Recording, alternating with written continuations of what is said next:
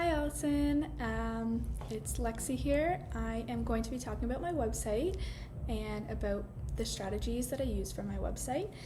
So first I want to show you the logo that I used for my newsletters.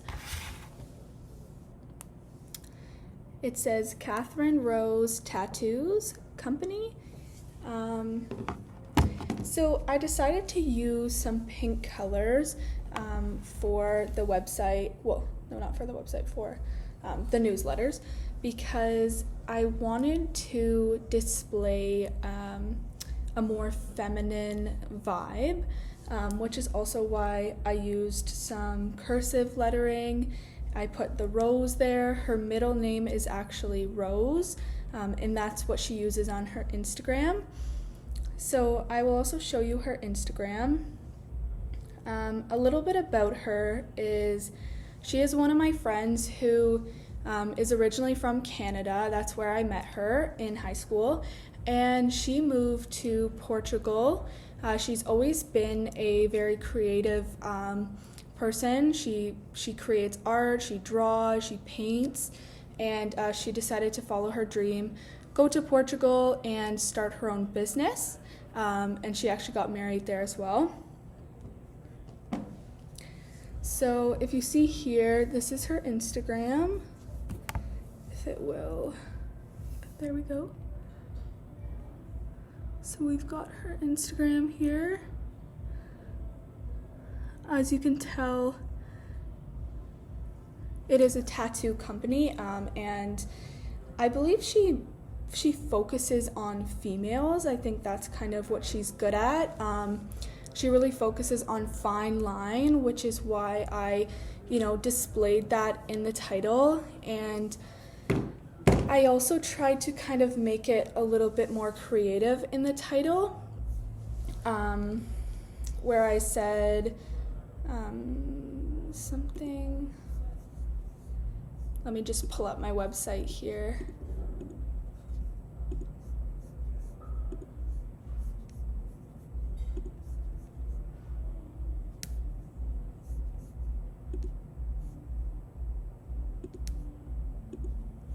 Okay, well, I can't pull it up right now, but it said something like the Fine Line Wizard, and I used like some black and white kind of photos, and the theme was black and white. I wanted to keep it minimalistic and just kind of like attract the kind of artist kind of customer, and somebody who is looking for a trusted tattoo artist. I tried to make her like trustworthy, where in the about page I kind of like told them a little bit about her, gave like the picture, and so yeah, I'm just gonna look at my notes because I have more notes here. So I sent out 4 different newsletters. I had the first one was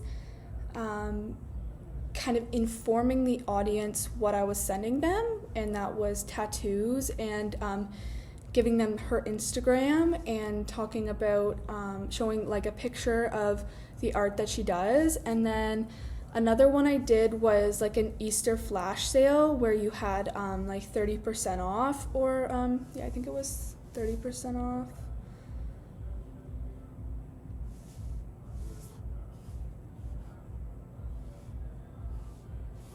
Yeah, it was 30% off. And another one was introducing the jewelry line. So she is very much into like gemstones and more like a spirituality kind of side. And so I included like informing them about her jewelry line and offered like incentives for them to buy it, to kind of get them to buy it and inform them about it. And what I really learned about the newsletters is it is a really good way to let more people know about your brand, and a great way to inform them about new product offerings, along with like what you're selling, who you are, and it's just a great way to educate and inform and teach your audience, and also get them getting to know you so that they will come and shop with you. I also learned that building a website was really hard for me. Personally, I had some issues, obviously building my website first on the wrong platform, the free platform, and having to transfer everything over, and then the About Me page didn't fully transfer over, so I did email you a screenshot of that. And on the About Me page, I showed a really nice picture of Portugal and explained that she's a Canadian artist living in Portugal and what she does outside of her time when she's at the tattoo place.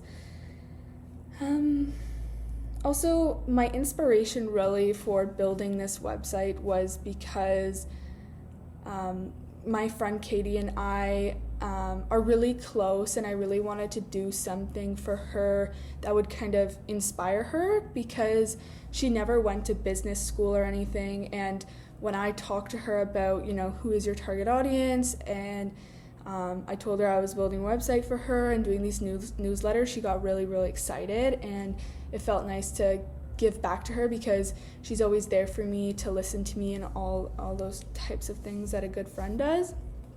And I figured, she has a business already, so why not do it for somebody it's realistic. I wouldn't just throw it in the garbage after. So next I want to talk about the persona. So the persona I was looking for, the customer would be a female aged 18 to 50. I wanted to keep the website black and white still, because I know that on her Instagram she still does do tattoo for men as well, and that would be, I feel like, a really bad idea to completely rule out men. But I did try to continue with the target customer and the target persona being females, and I used pictures of females, and the art that was tattooed was flowers or art that really would be more targeted towards women. Also, their personality type, I wanted to attract someone who is a bit edgy, and I used the words such as fine line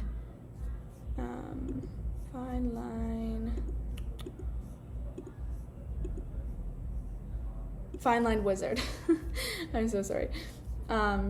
So yeah, fine line wizard, which kind of gives off not a Harry Potter, but I feel like people who are into tattoos are more, a little bit edgy and kind of maybe would watch Harry Potter or something like that. Also, people who are really into art and into that creative kind of world, and are interested in, handmade jewelry and things like that.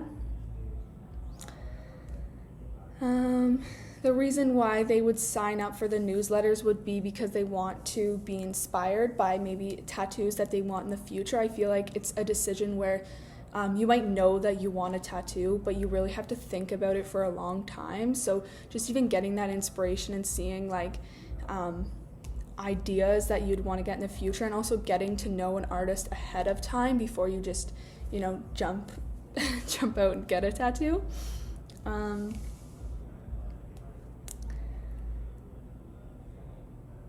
So my value proposition was that Katie is a very trusted individual, and I talked about that in her newsletter. I kind of described her, and I feel like when somebody's picking a tattoo artist, I think trust is one of the biggest things. And when you like your tattoo artist, I feel like you just feel safer, because obviously it's not the most comfortable process. So I feel like letting the audience know that you can trust her and you can get to know her, and she's an open book, and she's a bit more spiritual and things like that. that would, attract the audience that I was trying to attract.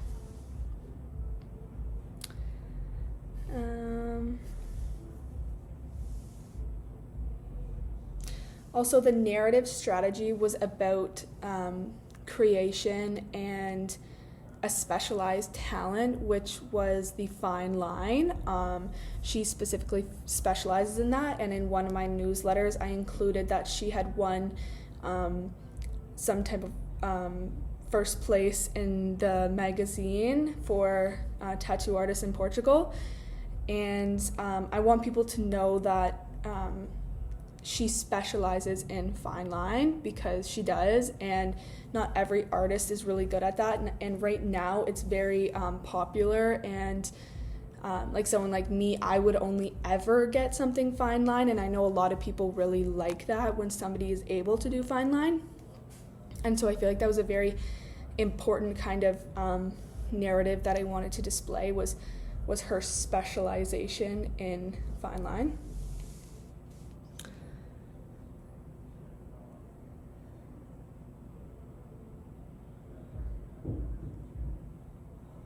So when it comes to time management, to be completely honest with you, it's still something after 4 semesters of school that I'm working on.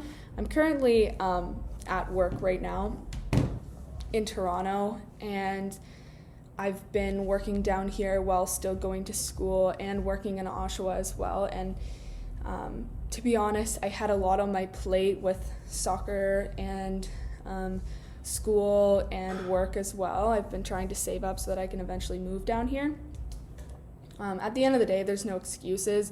I know I could have honestly given my website more, and I hope that, even though it was due and I had to submit what I had to submit, I hope that I can still continue to work on it. And my goal would be to take what I've learned from all of this and make my own website someday. I think that it was great to inspire my friend, and I would love to help her. But I think, I do want to have my own business and my own website one day, so I can take everything that I learned here about the newsletters and about the website, which this was actually one of the most useful things that I feel like I've learned throughout school. The whole design principles and learning how to build a website and newsletters, like that's some pretty cool stuff. Also, my mom now wants me to do newsletters, which is also really cool. But time management, I would honestly give myself a 5 out of 10, and I am somebody who I feel like I am very passionate and very driven, and when I put my mind to something, I can do really well on it. And this was just something that I simply didn't put enough effort into, and there's nothing I can do right now in this moment besides, realize and reflect and just make goals for the future. And my main goal would be to build my own website in the next year, hopefully, and continue to learn more about how to build a really good website, because I think it's super cool and a really good skill to have.